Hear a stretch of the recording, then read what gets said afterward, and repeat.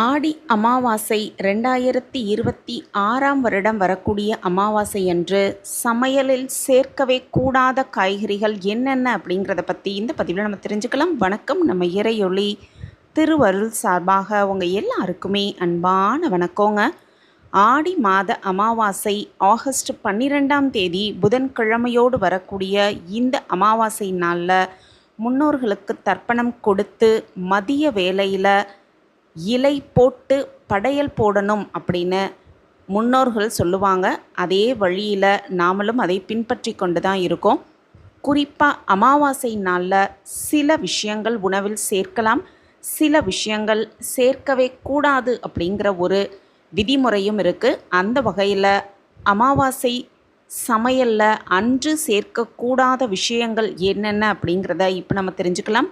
பொதுவாகவே இலை போட்டு முன்னோர்களுக்கு படையல் வைக்கிறோம் அப்படின்னா அந்த ஒரு படையலில் சாம்பார், கூட்டு, பொரியல், வறுவல், பாயாசம், வடை இப்படி எல்லாமே செய்து வைத்து அவர்களுக்கு தீப தூப ஆராதனையோடு அந்த படையலில் நம்ம வழிபாடு செய்வோம்.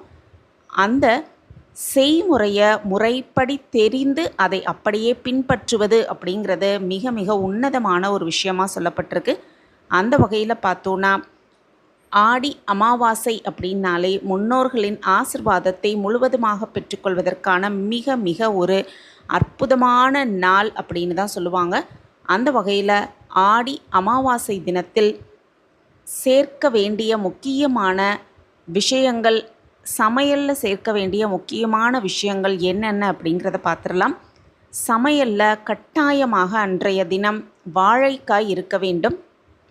அதோடு சேர்ந்து அவரைக்காய், புடலங்காய், வாழைத்தண்டு, வாழைப்பூ, பாகற்காய், சேனைக்கிழங்கு, சேப்பங்கிழங்கு, பிரண்டை, மாங்காய், இஞ்சி, நெல்லிக்காய், பூசணிக்காய் இந்த மாதிரி விஷயங்களை கண்டிப்பாக சேர்ப்பது ரொம்ப ரொம்ப சிறந்த விஷயமாக சொல்லுவாங்க. அதே போல் கீரைகளில் அகத்திக்கீரை சமைப்பது ரொம்ப ரொம்ப சிறப்பான விஷயம். சேர்க்கக்கூடாத காய்கறிகள் அப்படிங்கிறத முதல்ல நம்ம தெரிஞ்சுக்கணும். அது என்னென்னு பார்த்தோன்னா முள்ளங்கி, முட்டைக்கோஸ், நூல்கோல், பீன்ஸ், உருளைக்கிழங்கு, கேரட், கத்திரிக்காய், வெண்டைக்காய், காலிஃப்ளவர், ப்ரொக்கோலி, பட்டாணி, முருங்கைக்காய், பீட்ரூட், சுரைக்காய், வெங்காயம், பூண்டு இந்த மாதிரி விஷயங்களை அமாவாசை தினங்களில் சமையலில் சேர்ப்பதை முற்றிலுமாக தவிர்த்து விடுவது மிக மிக சிறப்பான விஷயம்.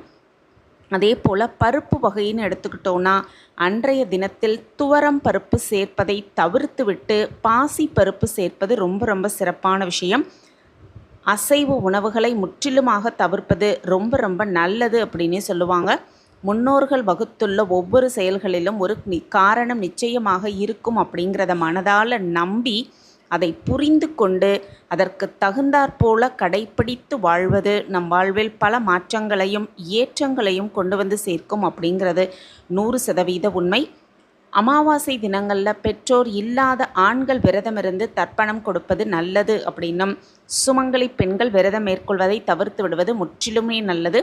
அன்றைய தினம் அவர்கள் முன்னோர்களுக்கு பிடித்த உணவுகளை சமைத்து படையல் போட்டு வழிபாடு செய்வது தான் மிக மிக சிறந்தது அப்படின்னு சாஸ்திரத்தில் சொல்லப்பட்டிருக்கு. இவ்வளவு சிறப்பு மிகுந்த அந்த ஆடி அமாவாசை நாளில் சமையலில் சேர்க்க வேண்டிய விஷயங்கள் என்னென்ன, சேர்க்கவே கூடாத விஷயங்கள் என்னென்ன அப்படிங்கிறத நம்ம தெரிஞ்சுக்கிட்டோம். அதன்படி அன்றைய சமையலில் சேர்த்து படையல் செய்து அவர்களின் ஆசிர்வாதத்தை முக்கியமாக நம்ம பெற்றுக்கணும். ஆடி அமாவாசை நாளில் செய்ய வேண்டிய மற்றொரு முக்கியமான விஷயம் என்னென்ன அப்படிங்கிறத பார்த்துடலாம். அதிகாலையில் எழுந்து புனித நதிகளில் நீராடி சூரிய உதயத்திற்கு பிறகு முன்னோர்களுக்கு தர்ப்பணம் செய்ய வேண்டும். நீர்நிலைகளுக்கு சென்று தர்ப்பணம் கொடுக்க முடியாதவர்கள் வீட்டிலேயே முன்னோர்களை நினைத்து எள்ளும் தண்ணீரும் இறைப்பது ரொம்பவே சிறந்தது. முன்னோர்களுக்கு பிடித்தமான சைவ உணவுகளை சமைத்து படையல் போடணும். காகத்திற்கு உணவு வைத்துவிட்டு யாராவது ஒருவருக்கு அன்னதானம் வழங்கிய பிறகு விரதம் இருப்பவர்களுக்கும் குடும்பத்தில் இருக்கும் மற்றவர்களுக்கும் உணவு சாப்பிட வேண்டும். முடிந்தளவு யாருக்காவது அன்னதானமும் அந்தணர்களுக்கு தானமும் வழங்குவது ரொம்பவே சிறப்பு. பசுவிற்கு அகத்திக்கீரை, வாழைப்பழம் போன்றவற்றை வழங்குவது இன்னமுமே சிறப்பு.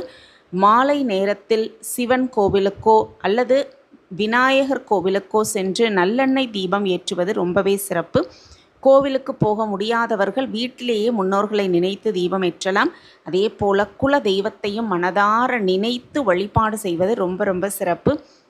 தேவைப்படுபவர்களுக்கு அன்னதானமும் வஸ்திர தானமும் செய்வது இன்னமுமே சிறப்பு. அதே போல் ஆடி அமாவாசை நாளில் தவிர்க்க வேண்டிய விஷயங்கள் அப்படின்னு சில விஷயங்கள் இருக்குது. அன்றைய தினம் மறந்தும் கூட அசைவம் சாப்பிடவே கூடாது. தர்ப்பணம் அல்லது சிதார்த்த கால சமையலில் பூண்டு, வெங்காயம், தக்காளி இதை தவிர்த்து விடுவது ரொம்ப ரொம்ப சிறப்பு. ஆடி அமாவாசை அன்னைக்கு முடி வெட்டுவது, முக சவரம் செய்வது கண்டிப்பாக கூடாது. நகம் வெட்டுவதையும் தவிர்த்து விட வேண்டியது முக்கியம்.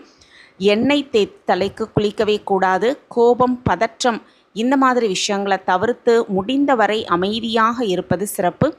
ஆடி அமாவாசை நாளில் வாசலில் கோலம் போடக்கூடாது. அன்றைய நாளில் சுமங்கடி பெண்கள் தர்ப்பணம் செய்யவே கூடாது அப்படின்னும், அதற்கு பதிலாக இறந்து போன தன்னுடைய தாய், தந்தை, மாமனார், மாமியாரின் நினைவாக கோவிலில் வழிபாடு செய்து உணவு, தண்ணீர், உடை இது மாதிரி விஷயங்களை தானமாக கொடுக்கலாம். ஆடி அமாவாசை படையலுக்காக சமையல் செய்யும் சுமங்கலி பெண்கள் வெறும் வயிற்றில் நிச்சயமாக சமைக்கக்கூடாது. ஆகாரம் எடுத்துக்கொண்ட பிறகுதான் சமைக்க வேண்டும்.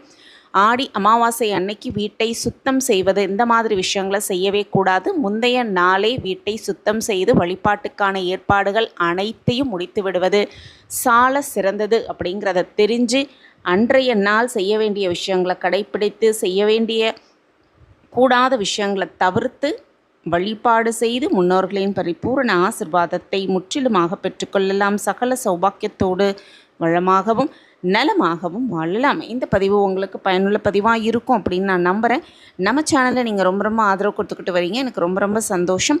உங்கள் ஆதரவும் மென்மேலும் கிடச்சிக்கிட்டே இருக்கும் அப்படிங்கிற நம்பிக்கையோடு மீண்டும் ஒரு புதிய பதிவில் பார்க்கலாம். இந்த பதிவு உங்களுக்கு பிடிச்சிருந்ததுன்னா மறக்காமல் லைக் பண்ணுங்கள், ஷேர் பண்ணுங்கள், அப்படியே ஒரு கமெண்ட்டையும் போட்டுருங்க. உங்கள் கமெண்ட் தான் எங்களுக்கு மிகப்பெரிய ஒரு ஊக்கமாகவே இருக்கும். மீண்டும் ஒரு புதிய பதிவில் பார்க்கலாம். நன்றி, வணக்கம்.